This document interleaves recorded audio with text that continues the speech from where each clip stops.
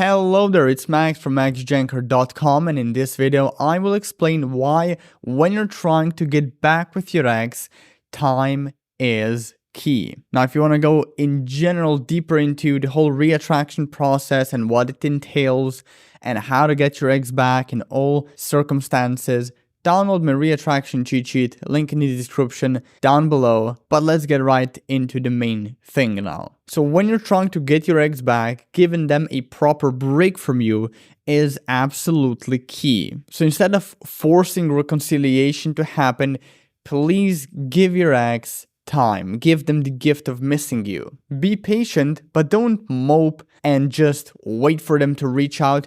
Do something during this time. And the best thing to do is to work on yourself, to improve yourself. Otherwise, you will be disappointed. And besides, the more developed you become, the more emotionally mature you become, the better you resolve your emotional issues, the more you overcome your insecurities and fears, specifically those that led to the end of your relationship, the higher the likelihood that if your ex reaches out, you will make it work. So in a way, the more you improve yourself during this time of silence, the better the odds overall are going to be of getting back with your ex for good. And even if you don't get back with your ex at all, after all of this, working on yourself still means you can put yourself into the best possible position to meet someone even better than your ex and attract them and get into a lasting relationship with them. Now, while you're diligently working on yourself and not talking to your ex, here's what usually goes on in their mind.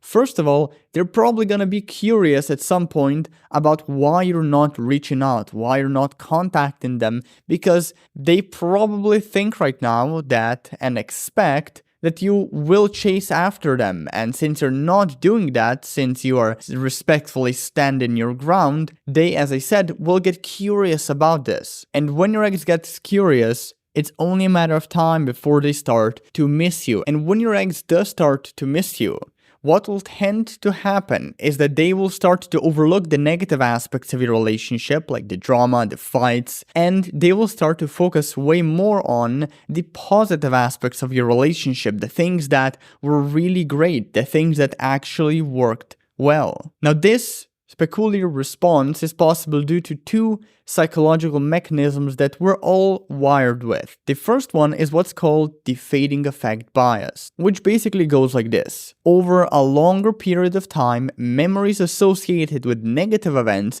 tend to be forgotten quicker than those associated with positive events. And then there's also what's called the rose-colored glasses phenomenon that is also getting your ex when you give them space to miss you more. Now, the theory behind this phenomenon is that the more time you give your ex away from you, the more you will ramp up their nostalgia, making as a result certain pleasing and happy events that you shared in their head feel like they were way more pleasing and way more happy than they actually were. So in a nutshell, the best way to get someone's attention is to remove yours. Yet, there is a caveat here. Your ex must get to this place of missing you on their own, without your interference. They have to be the one who reach out to you. It has to be their idea and their decision. And that's probably not gonna happen anytime soon, so be patient. Go play the field a little bit.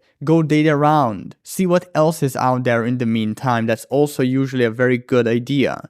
And give your ex time to come back at their own pace. Give your ex the time to re-choose you when they want. Now, most people, they completely fail at doing this because they just don't give themselves and their ex enough time to be apart, to figure out what the hell even went wrong in the relationship, to figure out how to not repeat the same mistakes that led the relationship to fail initially. They don't then have enough time to overcome all the other issues that might also contribute to the dissatisfaction, the mutual dissatisfaction in their relationship, and all kinds of stuff like that. Please do not be one of those people. Don't just sit around and twiddle your thumbs and do nothing while you wait for your ex to reach out.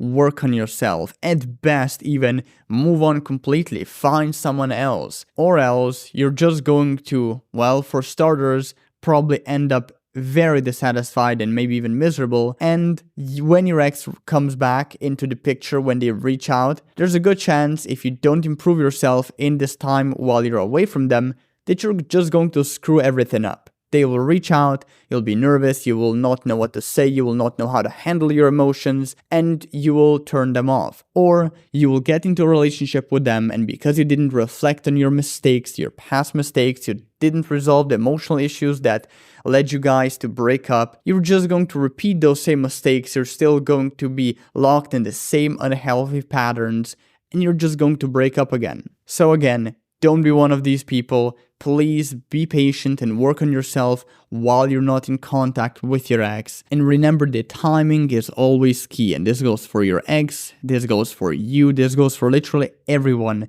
involved. So if you want to go deeper into getting an ex back, I urge you download my reattraction cheat sheet, link in the description below this little video, and I'll see you later. Take care.